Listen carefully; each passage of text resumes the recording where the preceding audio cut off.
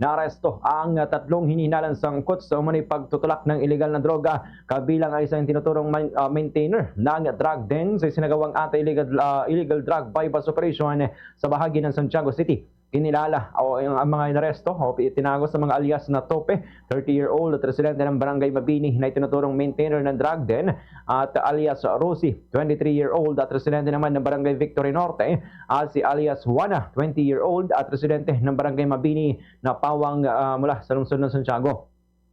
Sa panayam ng Bomb Radyo Kawayan kay Investigation Agent 5 Armenio Gaudia, Provincial Officer ng PIDEA Quirino at Santiago City, sinabi nitong nagsagawa ng joint bypass operation ng kanilang tanggapan katuwang ang iba pang law enforcement agencies kung saan nagpanggap bilang poster buyer ang isang ahente at matagumpay na nakabili ng hinihinalang shabu na nagresulta naman sa pagkakaaresto ng mga sospek.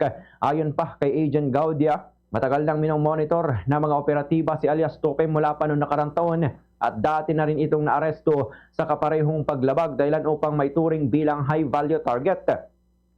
Nakumpiska sa operasyon ng 5 sachet ng hinihinalang shabu na may tinatayang bigat na 8 gramo at halagang 54,400 pesos at hinihinalang marijuana na may bigat naman na humigit kumulang 2 gramo at may halaga na 240 pesos.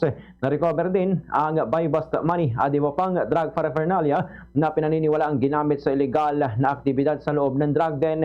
Isinagawang operasyon ng pinagsanib na pwersa ng PIDEA Region 2 Quirino Provincial Office katuwang ang PIDEA CAR Ifugao, Santiago City Police Station 4, PDEG SOU 2, RIU, SCPO CIU at SCPO CDEU. Ganito ang bahagi ng pahayag ni Investigation Agent 5 Armenio Gaudia.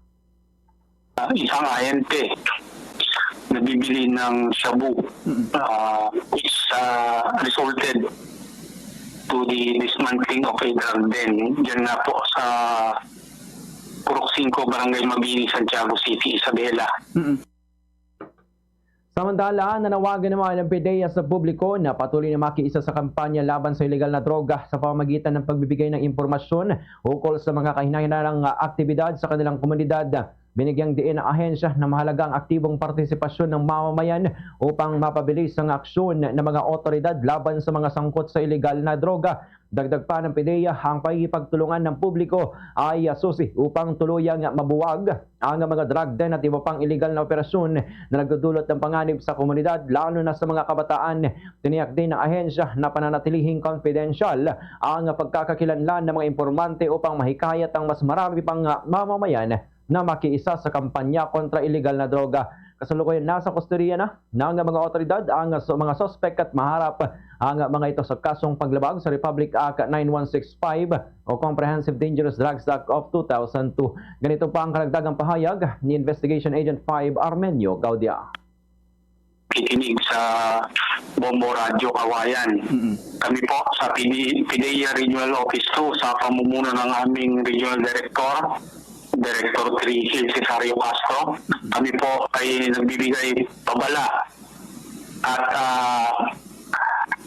information na ang paggamit, pagtitinda at pag-engage ng anumang illegal drug activities ay pinagbabawal po